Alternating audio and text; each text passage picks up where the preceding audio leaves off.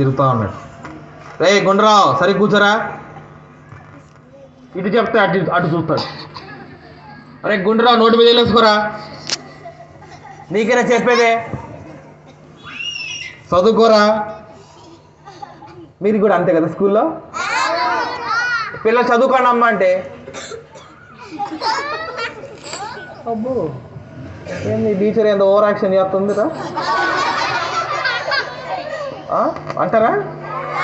కాలేజీకి వెళ్ళేవాళ్ళు, స్కూల్కి వెళ్ళేవాళ్ళు అంటారా? మమ్మీ ఏమైనా చెబితే ఏయ్ ఎప్పుడు చూసినా అటు ఇటు తిరుగుతావు, సరే కూర్చో, ఇంట్లోనే ఉండు, బయటికి వెళ్ళా కాలు కొడుతున్నాడు. అబ్బో నువ్వేమో పొద్దు కూకులు షాప్కి వెళ్తావు, డాడీ రా నీ సంగతి చెప్తావు, షాప్కి వెళ్ళి అన్ని కొనుక్కుంటావు కదా. ఎదురు మాట్లాడతారు, ఏం చేస్తారు? అలా మాట్లాడే వాళ్ళందరూ ఆపేయకపోతే నరకానికి వెళ్తారు. ఎక్కడికి వెళ్తారు? చెప్పిన మాట వినాలి, చెప్పిన మాట వినాలి. అయితే ఈడు అటు ఇటు తిరగటం, ఇష్టం వచ్చినట్టు చేయటం, చెప్పిన మాట వినకపోవడం చేస్తూ వీడు రేమాంటి సండే స్కూల్కి వెళ్ళాడు. వెళ్ళగానే వీడిలో మార్పు వచ్చింది. ఏమొచ్చింది? మార్పు వచ్చింది. ఒక దగ్గర ఉన్నాడు, ఎరా గుండ్రావు బాగున్నావా అంటే బాగున్నాను అంటున్నాడు. ఎరా గుండ్రావు అల్లరి చేయకుండా శుభ్రంగా చెప్పిన మాట వింటూ బాగా చదువుకుంటున్నావా అంటే చెప్పిన మాట వింటున్నాడు. మీరు చెప్పండి గుండురావు. ఎరా గుండురావు బాగున్నావా? ఏంటి మీ మాట వింటలేదు? గట్టిగా అడగండి, గుండురావు నీకరే చెప్పేదే. బాగున్నావా?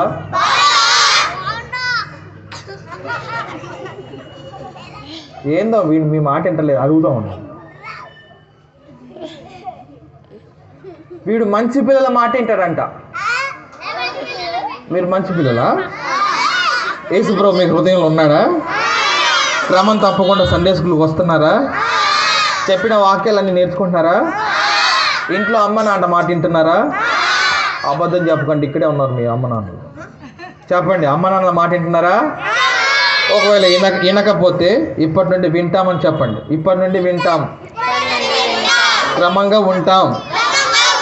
గుండురావు ఇప్పటి నుండి మారిన మంచి పిల్లల్లా ఉంటాం, మంచిగా చదువుకుంటాం, అల్లరి చెయ్యం, ఊరంతా తిరుగుతాం, ఊరంతా తిరగం. చెప్పండి గుండురావు బాగున్నావా? గుండురావు మా ఊరు బాగుందా? చప్పట్లు కొట్టండి గుండురావు గుంటారు గట్టిగా. పిల్లలు నా దగ్గర ఒక తాడు ఉంది. ఏముంది? తాడు. తాడు వల్ల ఉపయోగాలు ఏంటి మీకు అందరికి బాగా తెలుసు. ఏం చేస్తాను చెప్పండి? కట్టేస్తాం.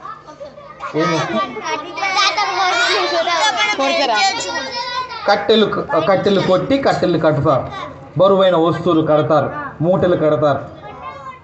అప్పుడప్పుడు అమ్మ నాన్న మాటినకపోతే అమ్మ కూడా కాలు చేతులు కట్టేసింది.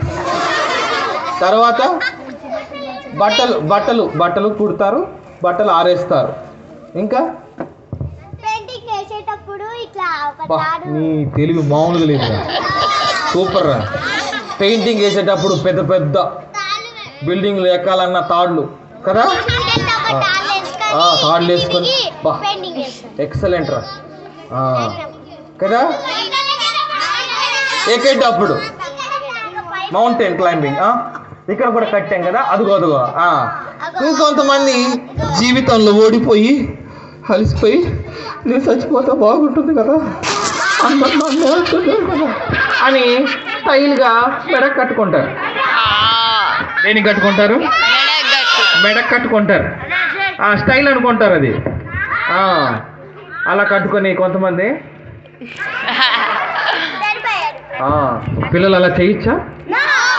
అయితే ఈ తాడు అనుకుందంట చిచ్చి నన్నేమో ఊర్లలో బర్రెలు గేదెలు కట్టేస్తారు. కొంతమంది ఏమో బరువైన వస్తువులు కట్టుకుంటున్నారు, కొంతమంది ఏమో స్టైల్గా మెడ కట్టుకోవడం చచ్చిపోతున్నారు. ఏం బాగాలేదు అనుకొని ఏమైతే బాగుంటుంది అబ్బా అనుకుందంటే తాడు. ఏమనుకుంటుంది అనుకొని ఆలోచించి కర్ర అయితే బాగుంటుంది. ఏమైతే బాగుంటుంది? కర్ర అయితే బాగుంటుంది, అందరినీ బాగా కొట్టచ్చు. పోలీస్ చేతులు ఏముంటుంది చెప్పాలి? ఏముంటుంది? కర్ర ఉంటుంది. ఇంకా టీచర్ గారి చేతుల స్కూల్లో కర్ర ఉంటుంది. ఇంకా ఇంట్లో తాతయ్య అమ్మమ్మ దగ్గర ఏముంటుంది? చెప్పిన మాట వినకపోతే కర్రతోటి కొడుస్తారు కదా. కర్ర అయితే అందరినీ కొట్టొచ్చు అనుకుంది. ఎవరు అనుకున్నారు? అనుకుంది. కర్ర అయిపోయింది. పిల్లలు, కర్ర అయిపోయాను కదా, ఇక చూసుకో, ఎవరైనా వచ్చాడా ఆడు సంగతి చెబుతాను, నేను కొట్టి పడేస్తా అంటుంది. మనం కూడా వేషాలు వేస్తాం. అసలు ఇది తాడు కదా, కానీ ఏమైపోయింది? వేషం వేసింది. ఏమేసింది? వేషం. పిల్లలు చాలామంది వేషాలు వేస్తూ ఉంటారు. కొంతమంది కటింగ్లు చేయించుకుంటారు. సినిమాల్లో చూసి కుక్క బొచ్చు కంటే దారుణంగా ఉంటుంది. ఎప్పుడైనా చూసారా గజ్జి కుక్కను? చూసారా? ఎందుకంటే ఉండమ్మ జారుతో తల్లేదు. జుట్టు కూడా అలాంటి హెయిర్ స్టైల్స్ తీసుకుంటారు. ఇక కొంతమంది ఆడపిల్ల అయితే రకరకాలుగా తయారై, అబ్బా నేను ఎంత బాగున్నాను, నేను వచ్చాం. ఏదైనా మంచి హీరోయిన్ పేరు చెప్పండి. ఇప్పుడు ట్రెండ్ ఉన్న హీరోయిన్ ఎవరు? రష్మిక లాగా ఎంత బాగున్నాను తెలుసు. ఎందుకే ఇంత అందంగా పుట్టావు నువ్వు అంటారు. అద్దంలో చూసుకొని మురిసిపోతారు. ఏం చేస్తుంటారు చెప్పండి? వాళ్ళని చూసి వీళ్ళని చూసి వేషాలు వేస్తుంటారు. పులిని చూసి నక్క వాత పెట్టుకుందంట అప్పుడు ఎప్పుడో. అలా వేషాలు వేసిన వాళ్ళందరూ ఏమైపోతారో చెబుతాను. ఈ కర్ర కూడా వేషం వేసింది. తాడు కానీ కర్రలాగా వేషం వేసి అందరినీ కొడదాం అనుకుంది. పిల్లలు పాపం ఒక ముసలావిడ అటు తిరుగుతూ పొయ్యిలో పుల్లన్నీ పెట్టుకోవడానికి అన్నీ అయిపోయి, ఇంకొక పుల్లు ఉంటే బాగుండు, అన్నం అంతా ఉడికిపోద్ది అనుకుని చిన్నగా ఎతుకుతా ఉంటే ఇది కనపడింది. అదే ఈ కర్ర ఎంత బాగుంది, తెల్లగా నిగనిగలాడుతూ ఉంది. ఈ కర్రను తీసి నేను చక్కగా పొయ్యిలో పెట్టుకొని మీకు అవ్వాల్సిన అన్నం వండేసుకుంటాను. లావుగా మంచిగా మందంగా తెల్లగా ఎంత అందంగా భలే ఉందిలే ఈ కర్ర అనుకుని చిన్నగా తీసి పొయ్యిలో పెడుతుంది. పొయ్యిలో పెడితే చల్లగా ఉంటుంది కదా. ఎలా ఉంటుంది పొయ్యిలో పెడితే? చల్లగా ఉంటుందా? పెడుతుంది పొయ్యిలో పెడుతుంది. పొయ్యిలో పెట్టింది. పెట్టగానే కర్రకి వేడెక్కేసింది. చిన్నగా వేడెక్కుతా ఉంది, మంట మండుతుంది. అమ్మో నాయనో ఓయమ్మో నేను కర్రలుగా తల్లా అని ఏడుస్తా ఉంది. ఎమ్మటే ముసలమ్మ బయటికి లాగింది. చూసింది పిల్లలు ఏదైతే ఏముంది అని మరలా పొయ్యిలో పెట్టిస్తారు. మండాలి కదా. కానీ ఈ కర్ర ఆలోచించింది, చిచ్చి గట్టి బుద్ధి తిని అనవసరంగా పొరపాటు చేస్తాను నేను. వేషాలు వేసి అందరినీ కొడదాం అనుకుంటే నన్ను పొయ్యిలో పెట్టారు కదా అనుకుంది. అవును, ఇక్కడ కూర్చున్న వారు ఎవరైనా, ఈ మాటలు వింటున్న వాళ్ళు ఎవరైనా, వాళ్ళని చూసి వీళ్ళని చూసి మనం వేషాలు వేయకూడదు. దేవుడు ఇచ్చిన జీవితాన్ని మనం కాపాడుకుంటూ పద్ధతిగా మంచిగా బ్రతికితే మంచి బహుమానం ఉంటుంది. ఏముంటుంది చెప్పండి? అడిగింది, దేవా నన్ను క్షమించు నాయన, నేను అనవసరంగా తప్పులు చేశాను ఆయన అని ఏడుస్తూ ఉంది. సర్లేని దేవుడు దయదలిచి క్షమించాడు. ఏం చేశాడు? క్షమించి మరలా తాడులా తయారు చేశాడు. ఒకసారి దేవుని గట్టిగా చప్పులు కొట్టండి.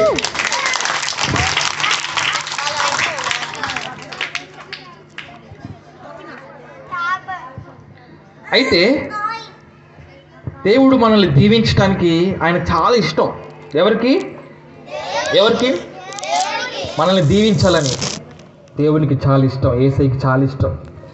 దేవుడు మనకు విలువైన జీవితాన్ని ఇచ్చాడు. పిల్లలు, దేవుడు మనకి విలువైన జీవితం, మంచి జీవితం, ఎంతో అందమైన జీవితం, మంచి అమ్మ నాన్నలు కదా, మంచి సత్యాలు తెలుసుకుంటున్నాం. అయితే సాతానుగాడు ఎవడాడు? సాతానుగాడు మన విలువైన జీవితాన్ని దొంగిలించాలనుకుంటాడు. ఏం చేయాలనుకుంటాడు? జాగ్రత్త చూడాలి. ఏం చేయాలనుకుంటాడు? ఎవడాడు? దొంగిలించాలనుకుంటాడు. బైబిల్లో రాయబడింది, సాతానుగాడు విరోధి, వాడు అపవాది. ఎవరిని బ్రింగాలా అని తిరుగుతూ ఉంటాడంట. నరకానికి ఎవరిని ఎత్తుకుపోవాలని చూస్తూ ఉంటాడంట. కాబట్టి సాతాను గాడు మన జీవితాన్ని దొంగిలించాలనుకుంటాడు. ఎవరైతే యేసు ప్రభును కలిగి యేసుకి ఇష్టమైన పిల్లలుగా ఉంటారో అనండి ఒకసారి, అన్నారా?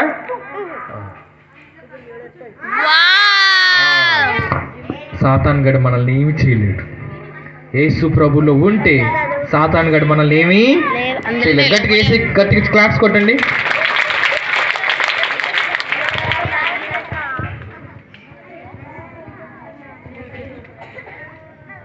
ఓకే పిల్లలు, కనుక మన జీవితాన్ని యేసు చేతిలో పెట్టాలి. ఎవరి చేతిలో పెట్టాలి? గట్టిగా చెప్పాలి. ఎవరి చేతిలో పెట్టాలి? నువ్వు ఇల్లరా, నువ్వు ఇల్లరా. ఏం పేరు నీ పేరు? బిట్టు. దా ఇలా పట్టుకో. ఇది ఒక ఎంటీ బ్యాగ్. ఏంటిది ఇది? ఎంటీ బ్యాగ్, ఖాళీ సంచి. ఇలా పట్టుకుతారు. పట్టుకున్నావా? ఖాళీ సంచి. అయితే సాతాను గాడు ఏం చేస్తాడంటే మనల్ని మోసాలు చేయిస్తుంటాడు. ఏం చేస్తుంటాడు? గట్టిగా చెప్పాలి. ఏం చేస్తుంటాడు? మోసాలు చేయిస్తుంటాడు. చూస్తున్నారు అందరూ? ఓకే. మన జీవితం ఇంత అందమైన జీవితం. చెప్పండి అందరు, చెప్పండి. అందమైన జీవితం. అందమైన జీవితం. అందరు చెప్పాలి. కుర్చీలో కూర్చున్న వాళ్ళు కూడా చెప్పాలి, పెద్దవాళ్ళు. అందమైన జీవితం.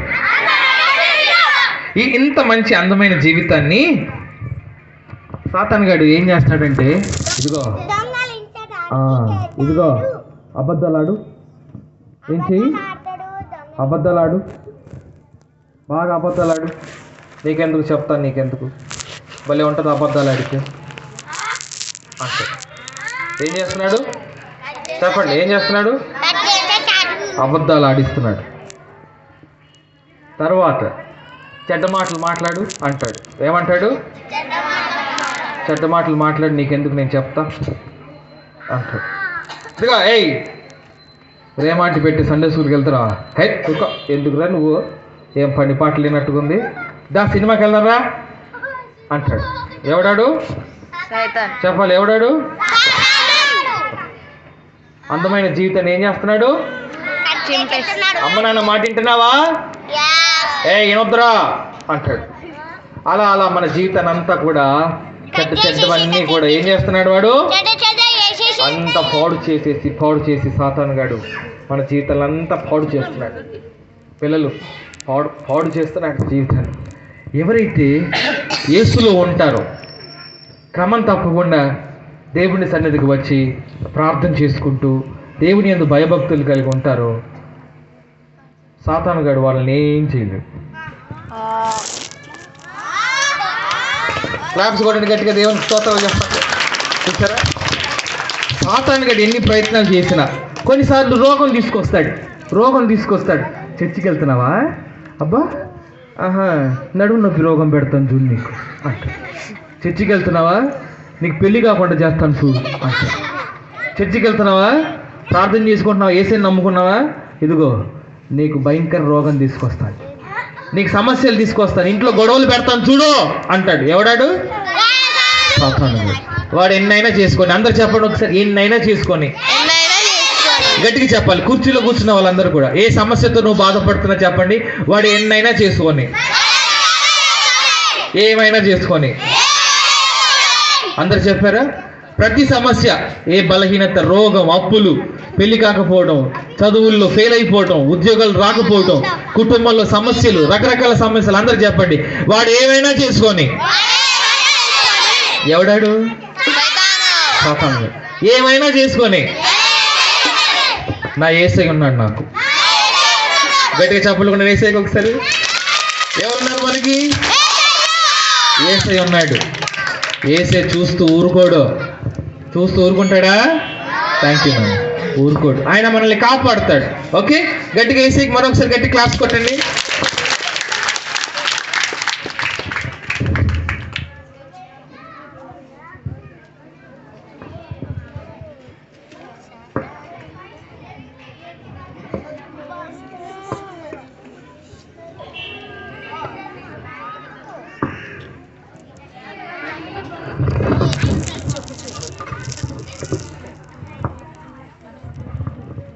ఓకే, ఇంకా లాస్ట్ మ్యాజిక్. ఇంక వెళ్ళిపోతాను, నాకు పోయే కాలం వచ్చేసింది.